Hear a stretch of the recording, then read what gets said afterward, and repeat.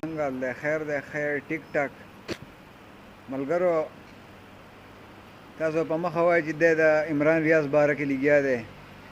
عمران ریاض باره کې ځکه لګیا یم چې عمران ریاض یو نیډر صحافي و. عمران خان یو نیډر لیډر دی. حکومت په دې پورې نښتی دی، پوج په دې پورې نښتی دی، پولیس په دې پورې نښتي دي، د پی ټي آی کارکنان او د سپورټران دا ټول څوک اغوا کوي او څوک مړه بس چې څه ورسره وکړل. اورئ تاسو د خدای دپاره د پاکستان د سرکاري ادارو چې کم پراډکټس دي د دې بایکاټ وکړئ. د خدای دپاره اورسیز پاکستانو ته زما درخواست دی چې په ونډۍ باندې خپلې پیسې رالیږئ، په بینکونو باندې مه رالیږئ. ولې چې د هغې فایده حکومت نه میلاویږي او دا حکومت موږ له خو یې نه راکوي، خو ځان له په لندن کې او دا شیزونه حلي.